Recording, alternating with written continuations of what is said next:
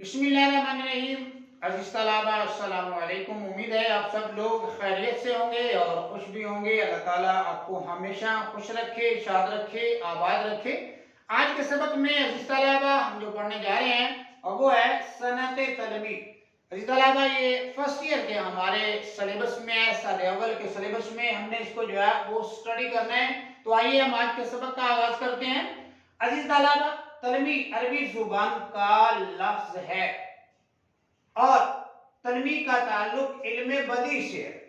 दो चीजें यहाँ पर अज़ीज़ तलबा बयान हुई है। नंबर एक है कि तलमी अरबी जुबान का लफ्ज है। एमसीक्यूज के हवाले से ये बात अपने ज़हन नशीन कर लेनी है, ज़हन में बिठा लेनी है कि तलमी जो है वो किस जुबान का लफ्ज है।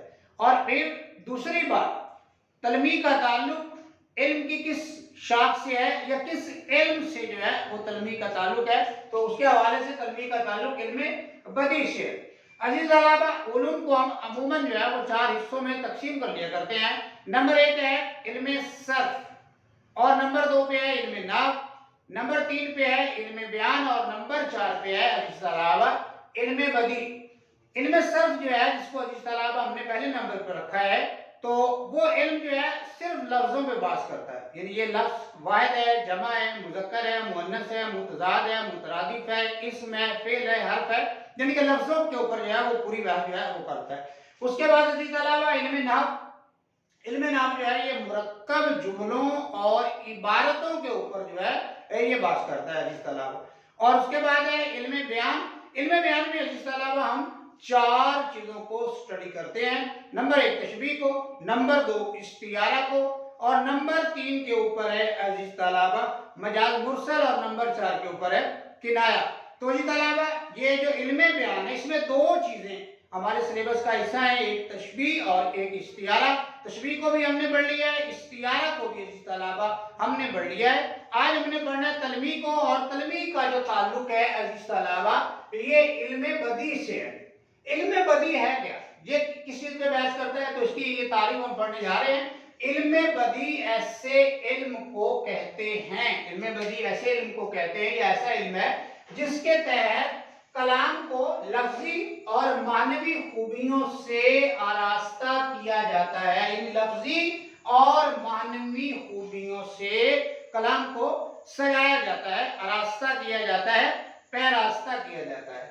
अजीज तलबा इल्म बदी जो है इसका इन्हासार दो उमूर पर होता है।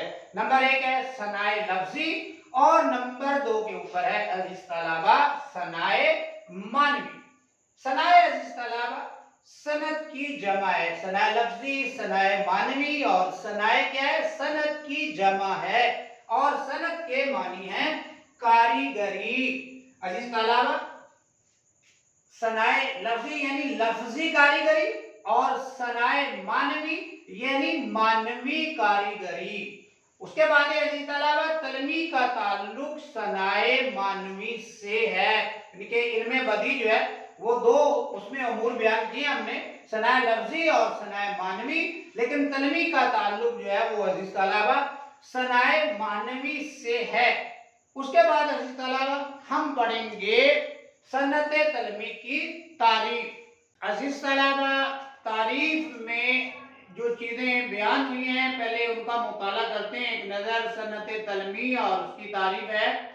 नज्म या नसर में, नज्म अजीज तलबा कहते हैं कलाम मौजू को और नसर कहते हैं कलाम गैर मौजू को। नज्म या नसर में किसी आयत, हदीस, किसी मशहूर तारीखी वाक़े या किस्से की तरफ, मशहूर अजीज तलबा कोई तारीखी वाक़या हो सकता है, कोई मजहबी, तारीखी, सियासी या अफसानवी भी कोई वाक़या हो सकता है। तो मशहूर तारीखी वाक़े या किस्से की तरफ एक या चंद लफ्जों में इशारा करना तलमी कहलाता है। इनके एक लफ्ज में, दो लफ्जों में या चंद अल्फाज में इशारा करना जो है अजीज तलबा तलमी कहलाता है। दोबारा से जरा समाप्त कीजिएगा, अगर हमें इसकी तारीफ जो है वो अजबर हो गई, याद हो गई, तो फिर इसको समझना आसान हो जाएगा।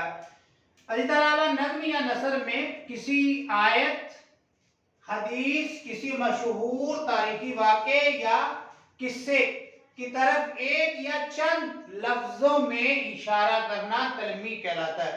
اس کے بعد عزیز طلبہ اس کی مثالیں، یہاں پر دو مثالیں دی گئی ہیں، دو شعر لکھے گئے ہیں، یہ عزیز طلبہ قرآنی مثالیں دی گئی ہیں، قرآنی تلمیح ہے یہاں پر، اور آگے جو ہے دو اشعار لکھے گئے ہیں، یہ تاریخی تلمیح ہے۔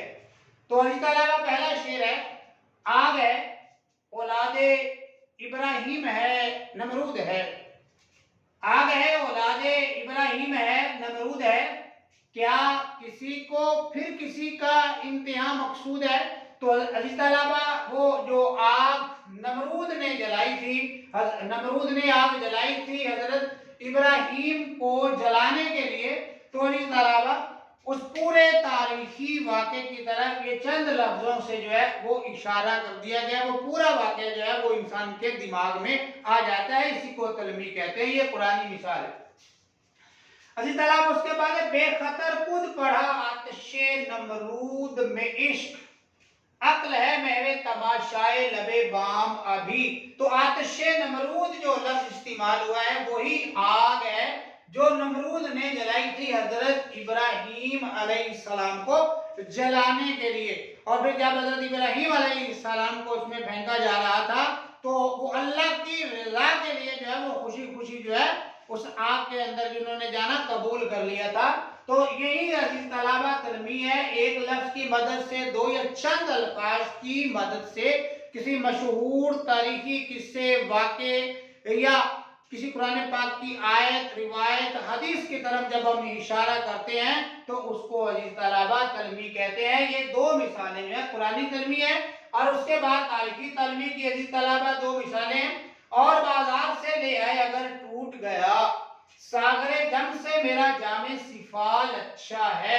ساغر جم عزیز طلبہ وہ بادشاہ جو جمشید بادشاہ تھا، جس کا وہ پیالہ تھا، جس کے بارے میں مشہور تھا کہ اس پیالے کے اندر جو ہے وہ پوری دنیا کو جو ہے وہ دیکھ لیا کرتا تھا، لیکن غالب نے عزیز طلبہ یہاں پر کہا ہے کہ اگر وہ ساغر جم اگر ٹوٹ جاتا ہے تو اس کا نیم البدل نہیں ہے، لیکن غالب کہتے ہیں اور بازار سے لے آئے اگر ٹوٹ گیا، لیکن وہ غالب کہتے ہیں ہمارے جو پیالہ ہے اس کی خوبی یہ ہے کہ اگر یہ ٹوٹ بھی جائے تو ہم بازار سے اور لے آتے ہیں۔ تو ساغر جم عزیز طلبہ اس بادشاہ جو جمشید بادشاہ ہے اس کا جو وہ پیالہ تھا اس کی طرف جو ہے وہ اشارہ ہے۔ تو یہ عزیز طلبہ تلمیح ہے، ایک یا چند لفظوں کی مدد سے کسی تاریخی قصے واقعے کی طرف اشارہ جو ہے وہ تلمیح کہلاتا ہے۔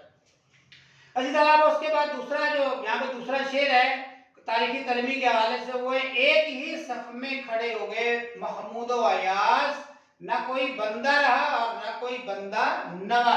تو عزیز طلبہ جو محمود ہے، بادشاہ محمود، اس کا جو ملازم تھا ایاز، اس کی طرف جو ہے اشارہ ہے، مطلب کہ وہ دونوں جو ہے وہ ایک ہی صف میں جب اللہ کے حضور کھڑے ہوتے ہیں تو اقبال کہتا ہے بادشاہ اور غلام برابر کھڑے ہو جایا کرتے ہیں۔ تو یہاں وہ محمود و ایاز کا جو قصہ ہے اس کی طرف جو ہے وہ تاریخی ایک اشارہ بھی جو ہے وہ ملتا ہے۔ تو عزیز طلبہ اسی کو ہی تلمیح کہتے ہیں، ایک لفظ کی مدد سے یا چند الفاظ کی مدد سے جو ہے وہ کسی مشہور قصے کی طرف عزیز طلبہ، کسی مشہور واقعے کی طرف، مذہبی، تاریخی، سیاسی یا افسانوی کوئی قصہ یا واقعہ عزیز طلبہ اس کی طرف جب ہم اشارہ کرتے ہیں تو اسی کو تلمیح کہتے ہیں۔ تو عزیز طلبہ یہ چار اشعار یہاں پر جو ہے وہ تلمیح کی مثالوں میں جو ہے وہ دیے گئے اور ان لفظوں کا استعمال ہے، اور ان لفظوں سے ہم اس پورے واقعے کو جو ہے وہ سمجھ جاتے ہیں۔ عزیز طلبہ یہ تھا ہمارا آج کا سبق، امید ہے آپ کو آج کا سبق پسند آیا ہوگا، سمجھ بھی آیا ہوگا۔ کمنٹس میں اپنی رائے کا اظہار ضرور کیجیے گا، اگر ویڈیو اچھی لگے تو پیج کو فالو کیجیے، ویڈیو کو لائک کیجیے، اپنا بہت سا خیال رکھیے، اپنی تعلیمی سرگرمیوں کو ضرور جاری رکھیے۔ اگلی ویڈیو تک کے لیے مجھے دیجیے اجازت، اللہ حافظ۔